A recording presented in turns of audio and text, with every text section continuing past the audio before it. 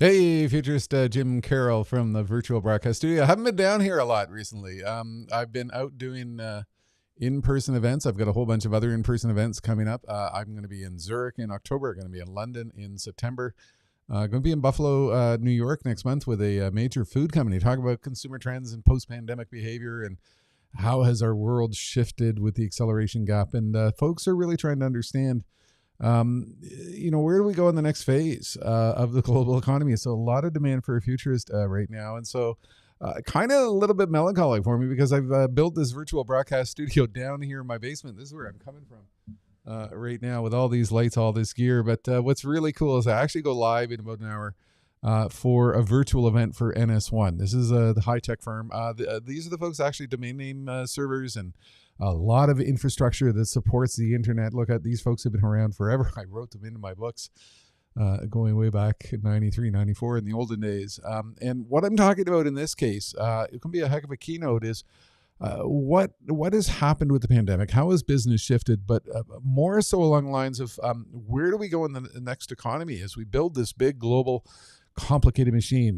The industrial Internet of Things, the Internet of Things, connectivity, a lot of smart cities, all this stuff that we're doing where we're layering a lot of technology into our lives, and we're not really doing a good job at the underlying architecture, security, and reliability of what we're putting in place. So actually what I'm doing in this keynote is I'm talking about the challenges that exist, but really what I call my 11 rules of IoT architecture. I'm going to geek out here and talk about what we really need to do from an internet technology and technology architecture perspective to make sure that we're doing the right things to prepare for this complicated world. So a virtual talk, and I'm still finding there's some real demand for this type of thing, even as we go back to in-person meetings and conventions return, and people are dying for in-person interaction, and I'm certainly enjoying my time up on real stages.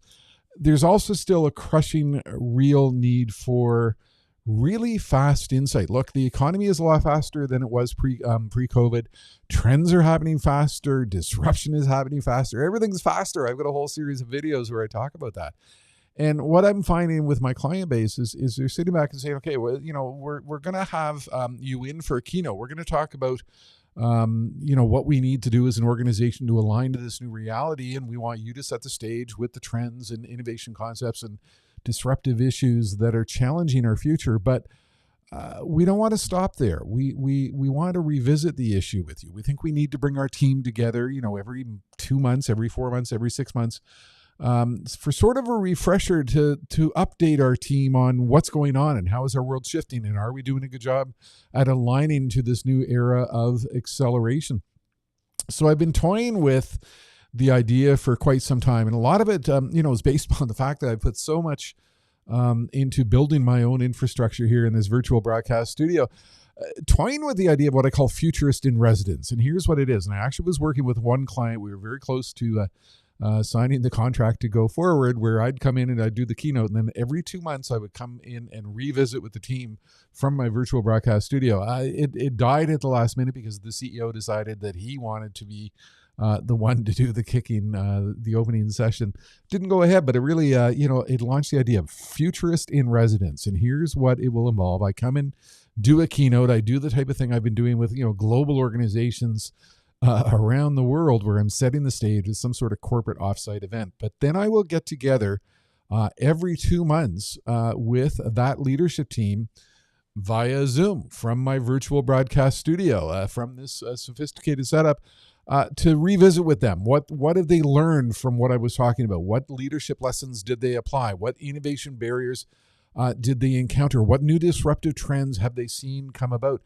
I've had this conversation with a couple of clients, and I can tell you it's really gathered some interest. So I think what I'm doing in this world in which we're eventually returning to in-person events is realizing companies have changed. We've trying to figure out how do we get people to go back to offices. They don't want to go back to offices. How do we bring them together for team building, corporate offsite events? But then they're going to go back and work at home for a while. So we're still going to be in Zoom land.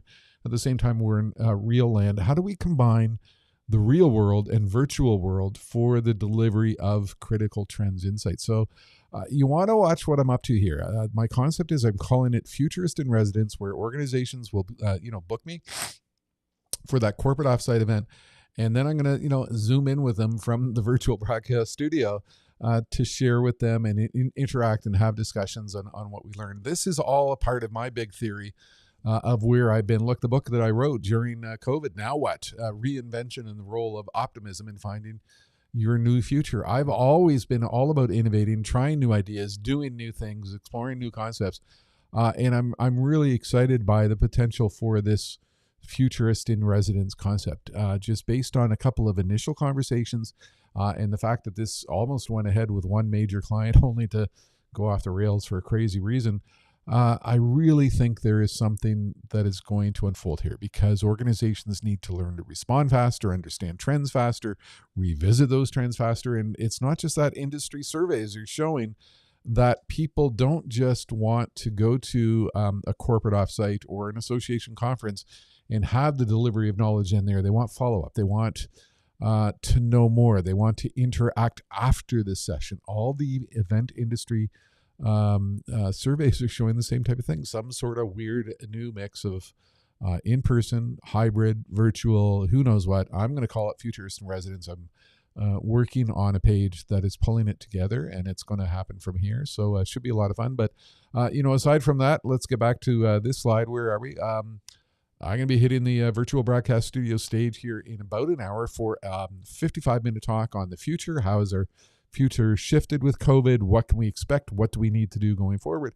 And really, as we build this big, new, complicated machine based upon disruptive technology trends, what do we need to do it right, based on my framework of 11 rules of IoT architecture? So, that's it for now. Why am I here? Well, I'm going to hit the stage and I'm down here testing gear and all that type of stuff. So I'm just rambling away and having a good time. So hope you enjoyed it. Over and out.